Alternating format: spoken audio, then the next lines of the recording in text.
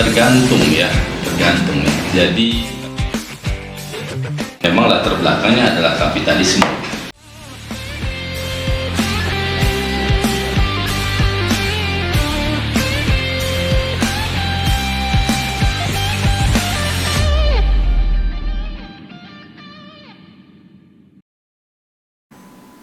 Welcome to Podcast Rat 2024. Pojok aksi kritis yang asik dan bermanfaat. Bersama kami dari Departemen Kasrat BMF Kaunsri hadir untuk menyapa para listener. Tapi sebelumnya tak kenal maka tak sayang. Jadi lebih baik kalau kita kenal dulu nih Za sama listener kita. Halo semua, aku Izati Aulia, biasa dipanggil Iza. Di sini bersama rekan aku, Naila Faiska, atau biasa dipanggil Naila. Nah, pada podcast Rat kali ini kita bakal berbincang mengenai berita hangat yang sempat heboh kemarin. kayaknya aku tahu nih, kemarin viral banget kan? Yuk kita tonton videonya. Kok ngotot amat Pak Menteri ingin meloloskan RUU Kesehatan ini? Kalau kita ingin melakukan suatu perubahan yang baik buat masyarakat, kita tidak boleh menunda. Untuk butuh dokternya, kita butuh waktu 15 tahun. Untuk mengejar ketertinggalan ketersediaan untuk dokter. menyelamatkan nyawa masyarakat selama puluhan tahun, 6.000 bayi die. RUU Kesehatan ini, kita memberikan kombinasi pendanaan yang cukup dan kita akan mulai nih tahun depan. Saya sudah secure pinjaman luar negeri yang besar untuk memastikan infrastruktur rumah sakit itu diberesin di 514 kabupaten kota 34 provinsi. Yang susah itu dokternya kurang.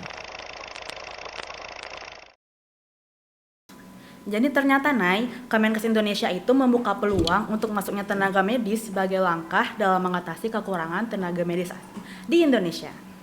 Nah iya Za, jadi berita itu sempat ramai jadi perbincangan sehingga menimbulkan pro dan juga kontra dari banyak pihak. Kebijakan ini tuh tujuannya untuk memenuhi kebutuhan tenaga medis dalam bidang radiologi, patologi anatomi, dan juga bedah toraks yang ternyata masih kurang banget Za, dan sangat dibutuhkan hingga 2035. Oh gitu, jadi biar lebih afdol lagi, kita mengundang salah satu pembicara ahli yang bergabung dalam diskusi kita kali ini, yaitu narasumber kita Profesor Dr. Irfan Nurdin SPKO, ahli ilmu faal, magister pendidikan kedokteran. Prof. Irfan merupakan Wakil Dekan 1 FK Unsri dan tentunya sudah berpengalaman dalam bidang pendidikan kedokteran.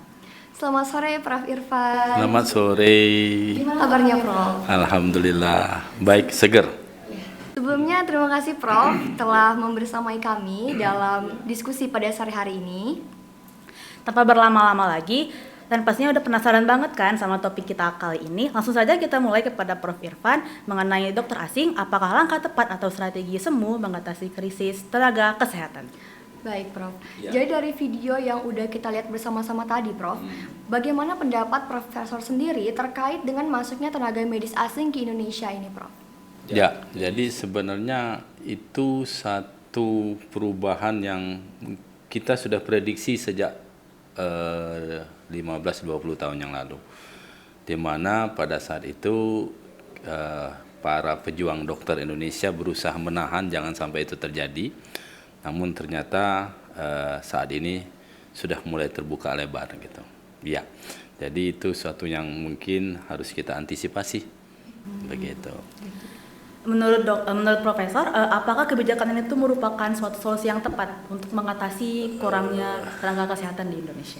Tergantung ya. Jadi masuknya dokter asing itu memang dulu kita bisa terima, kalangan dokter bisa terima demi transfer teknologi, transfer skill ya dan pengalaman begitu ya. Dengan target bahwa ya dengan adanya kebijakan ini justru yang harus sejahtera adalah bangsa Indonesia termasuk dokternya gitu. Nah ternyata ya kapitalisme lebih dominan. Ya Anda tahu bahwa Indonesia punya 275 juta orang yang siap membayar di industri kedokteran. Dan itu suatu profit yang luar biasa bagi pelaku industri kedokteran dan kesehatan tersebut. Menurut Profesor sendiri nih, apa sih Prof yang melatar belakangi kebijakan penerimaan dokter asing di Indonesia itu sendiri Prof? Ya, Saya mengingat tahun 2008 pada saat presiden pada saat itu terpaksa menandatangani masyarakat ekonomi ASEAN. Ya, itu awal muasal dari keterbukaan. Memang latar belakangnya adalah kapitalisme. Kapitalisme di mana orang-orang kaya sudah mulai merambah kemana-mana dan sudah mulai melirik ke sektor kesehatan, ya kan? Dan di situ di Indonesia dianggap sebagai pangsa pasar yang luar biasa. Dan pada saat itu saya pikir pada saat rapat kerja nasional Ikatan Dokter Indonesia 2008 di Bandung, Menteri Kesehatan pada saat itu Siti Fadila Supari dengan sangat menyesal mengumumkan bahwa pemerintah sudah menandatangani untuk ikut serta dalam globalisasi dan membuka gerbang di bidang kesehatan begitu. Ya artinya modal, uang gitu ya. Jadi ekonomi itulah terbelakangnya sebenarnya. Lalu dok, apakah kualitas dokter luar negeri itu bisa dipastikan lebih baik dok dari dokter-dokter kita di Indonesia? Lalu apakah perbedaan kualitas yang mungkin sangat terlihat dari It's depend ya, depend lulusan mana dan siapa begitu ya. Jadi memang ada beberapa dokter-dokter asing yang kita tahu ya qualified ya, dan mereka memang mumpuni di bidangnya begitu. Tapi jangan salah gitu ya.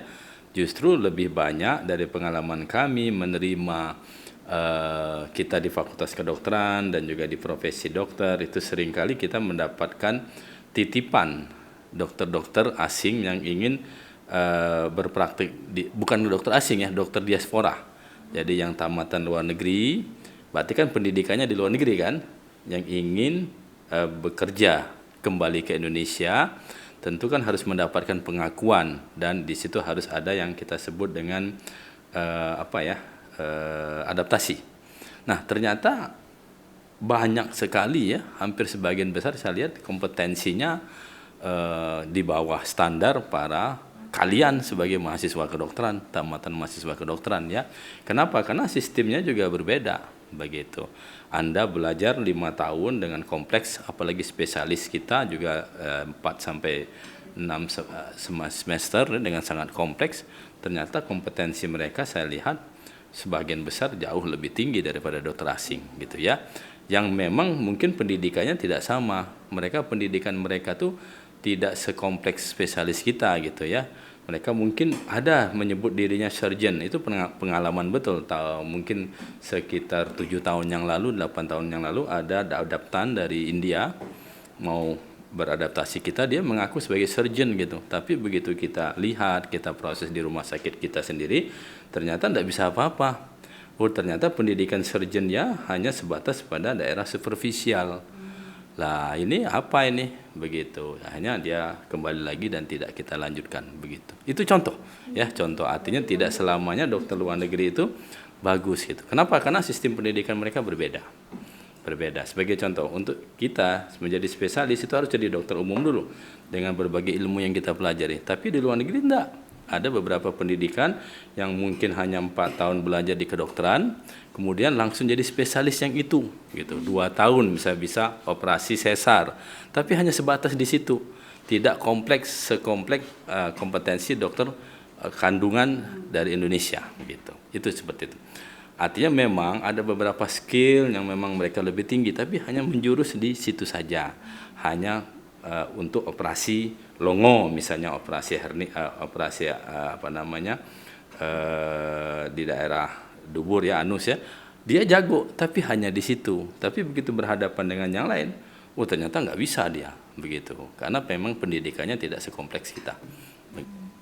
Nah, kalau kita bahas mengenai penyakit nih Prof, biasanya penyakit-penyakit apa saja yang biasa membuat rakyat Indonesia ini malah merujuk ke dokter asing, Prof? Ya, jadi memang sebenarnya yang asing itu kan hanya beberapa, hanya bisa digolongkan beberapa ya.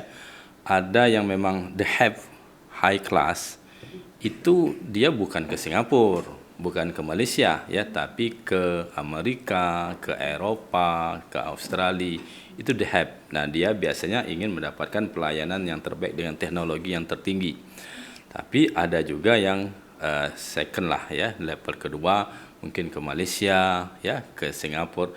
Yang kalau saya perhatikan satu hal, yaitu untuk negara-negara tetangga seperti itu mereka sudah menganggap bahwa pelayanan kedokteran itu sudah sebagai seperti pelayanan industri, ya, jadi konsumen.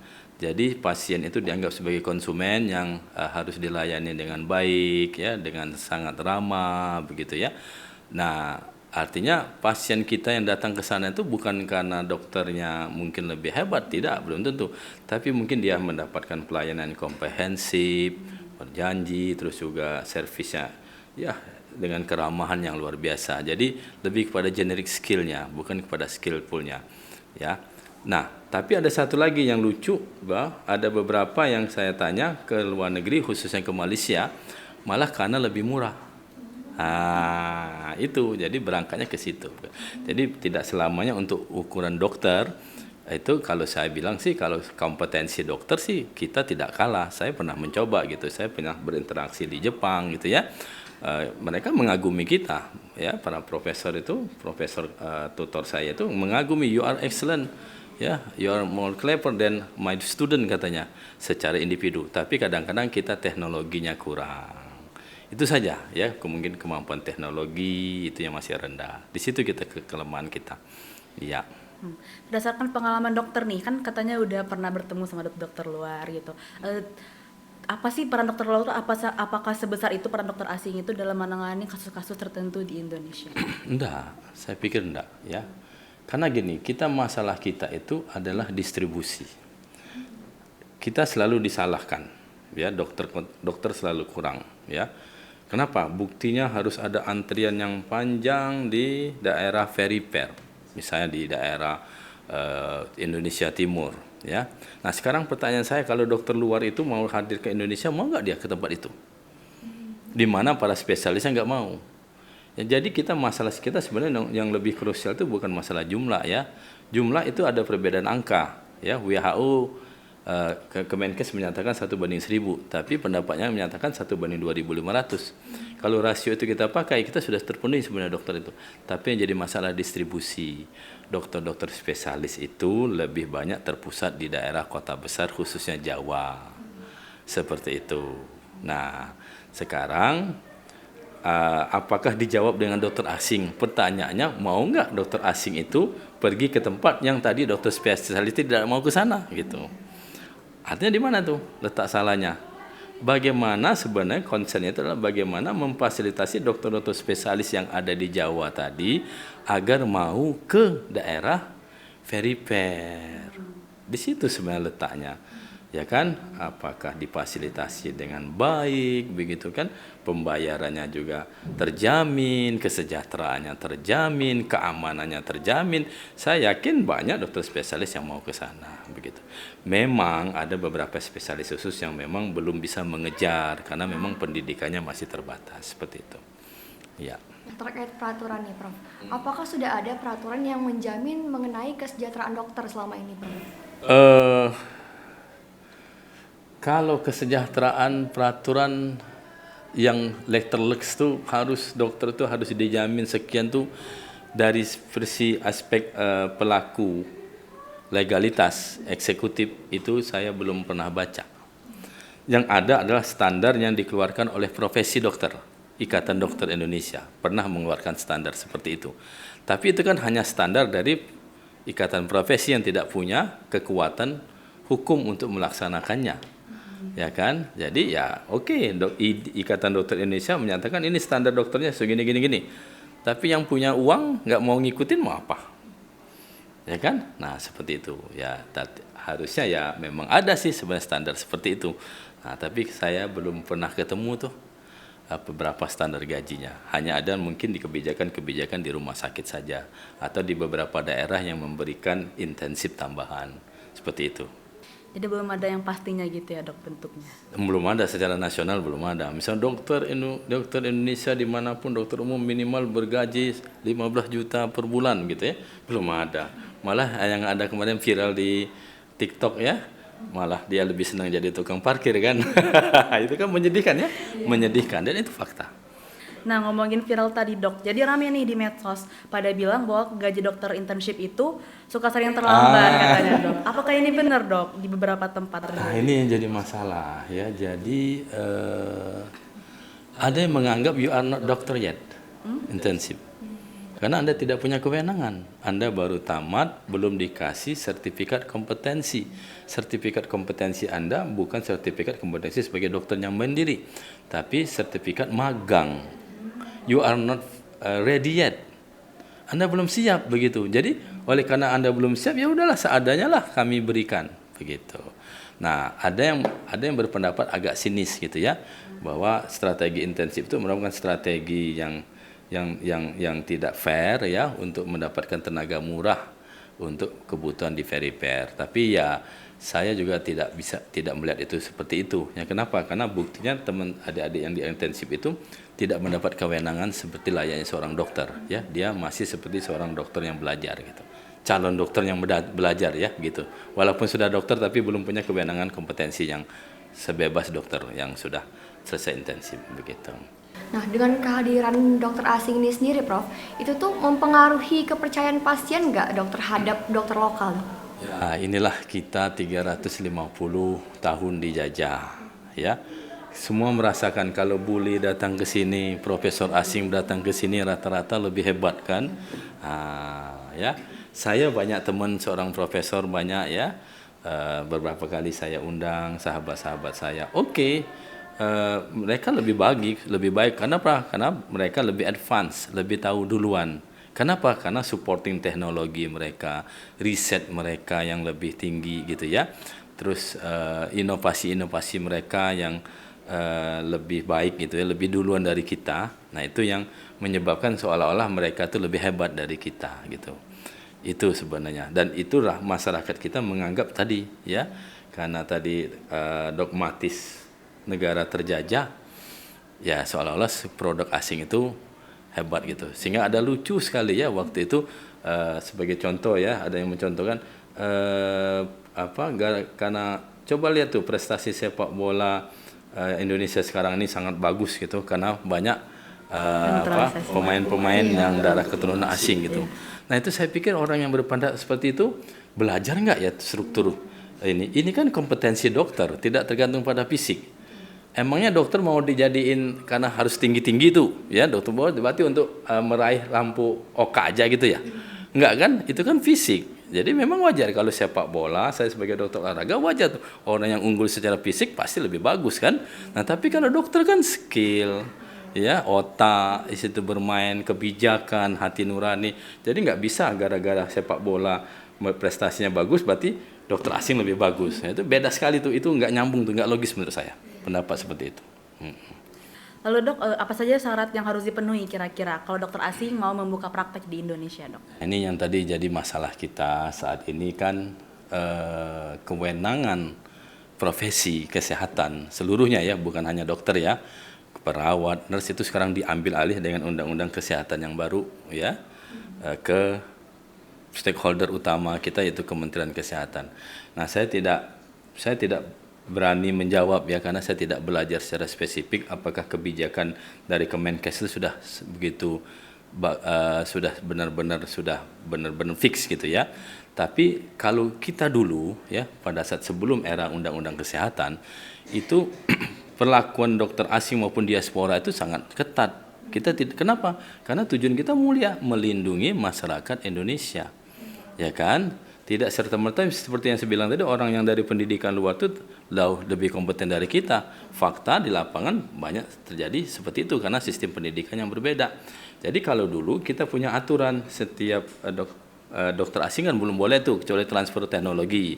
Nah, dokter diaspora dari luar negeri itu harus diadaptasi, dilihat dulu, dicek dulu fakultas kedokterannya benar apa enggak gitu ya. Sebagai contoh di India tuh kabarnya ada 1000 lebih fakultas kedokteran loh. Coba Anda bayangkan punya ruko kecil aja bisa bikin FK tuh di sana katanya ya, tapi nggak tahu ya.